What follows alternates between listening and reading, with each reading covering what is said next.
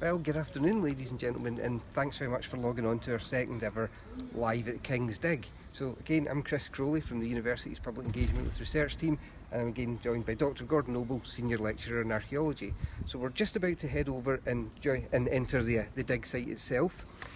But here we are in the quad of King's College, and today it's nice and quiet, but if you come here Friday, Saturday and Sunday, you'll be able to take part in May Festival, which is the university's premier festival. So it's Friday 26th, Saturday 27th, Sunday 28th. We've got a whole range of events. There's tickets left for some of the ticketed events, but there's a whole range of drop-in events. So there's always a chance to come and be part of something over the weekend. And of course, you'll have a chance to actually come and chat to our archaeologists who are working away at the dig. So this is our second day of excavating here. As I say, form a sort of central part of our May Festival. But we'll just take this opportunity to go into the dig site just now, and then we'll talk a little more about the finds that we've got. Okay.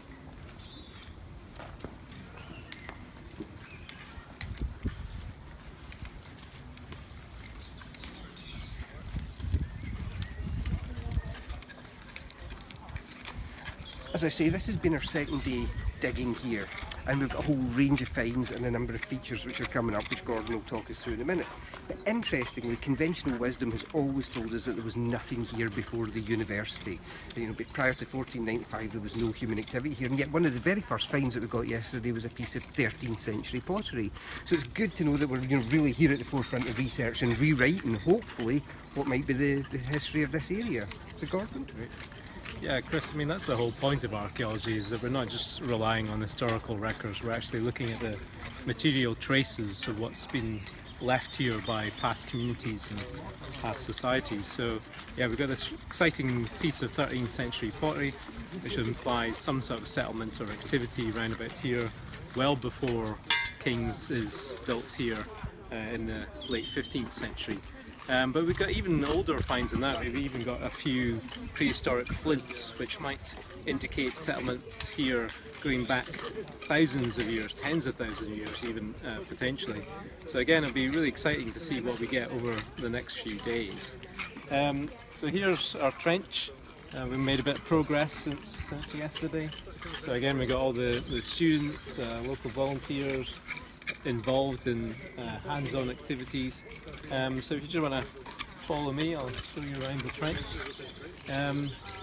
So as we highlighted yesterday, we're really looking for the grammar school, this school that was really designed to prepare students for entry into the university. So what we're really looking for are things like wall foundations, areas of cobbling, that kind of thing. So we've got a possible feature just really beginning to merge in the middle of the trench just now. You can maybe just make out the areas of stone just coming right up to the middle of the trench here. And we think this might be the footings for a wall. Early days yet, but that's quite exciting because that's exactly what we're looking for. And then we've got other areas of stones, which might be cobbled areas inside the building or just outside. And then in the rest of the trench, we're still quite high up. We're still in the kind of demolition layers, areas that have been made up through soil infill, that kind of thing. But we're getting loads of finds, absolutely huge numbers of finds from the trench. So we're taking it slow and making sure we recover as much as we can. But now I want to take you around to introduce you to Ali Cameron, who's been running the site for us. If you follow me.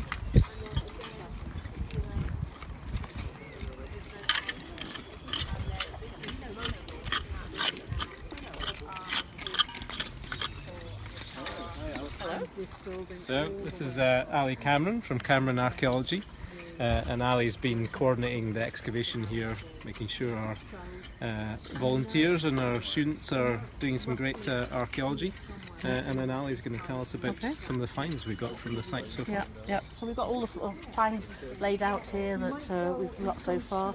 So we've got them into different groups. So we've got the glass here. So we've got some big beer and wine bottle bases here from the 1700s, 1800s,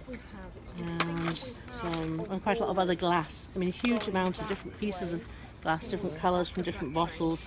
We've got some quite nice glass which looks coloured, but that's the effect of the soil. It's a chemical change in the glass when it's been in soil, but also like things like this little glass bead here, which we're not sure quite how old that is, Gordon, I don't know.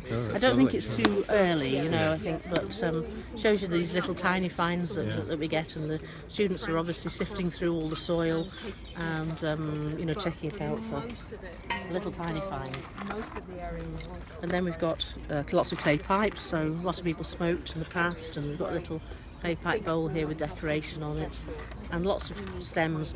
These were very fragile, and of course they broke, they would be dropped and broke, so huge numbers of pieces of those.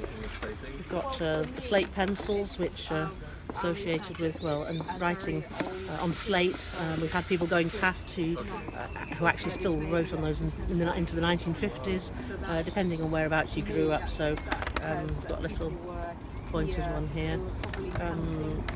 We've got a 1862 halfpenny, Queen Victoria on the back here, so we haven't got much later than that, so I think the area was sealed off into grass, you know, maybe around the middle of the 19th century, because most of the things date to much earlier than that. We've got a little key, a little beautiful little copper key here, which might be for winding up a watch or clock. Lots of other little copper objects here, but I'll put this down and show you some of the flints that we've got. And flint is a stone that is used for making tools through the prehistoric period. So we've got a rather nice flint here, which you can see has been shaped, nibbled away at the edge here to make it into a tool. And this one here, again, it's been shaped here. So people would have been living around here, utilising the river and the nice woodland that would have been around, and they would have been fishing and hunting animals, and using these tools to skin them, take the meat off, and to prepare the meat for consumption. And then we go on to the animal bones here. So they're not as old as that, but we've got sheep, goat jaw here with the teeth in it. We've got cow leg bone here. It's got little marks on it here where the flesh has been cut off and it's been skinned. And then the pottery, so we've got lots of pottery. We can, I'm sure you'll be coming back to us another day we can talk more, but we've got lots of medieval pottery and here, and we can show you that another time. Got a bit more of that. That's our alley piece. Great. Yeah. Thank you very much, Ali. So fantastic finds, huge number of finds really for an excavation in Scotland. You know, we don't tend to get this level of finds in many excavations that I've run, so it's really exciting to see this stuff. So tune in tomorrow, I guess. I'll hand you back to Chris to round things off for the day. Well, thanks very much, Gordon, and thanks very much to Ali as well. So yeah, hopefully see you all again tomorrow at 3:30 and day 3 of Live from the Dig. But it's great to know that we're really pushing the barriers here. We've got a good end date for the site, but the earliest evidence for the site is just throwing up questions as we go along. So fantastic, and look forward to seeing you tomorrow.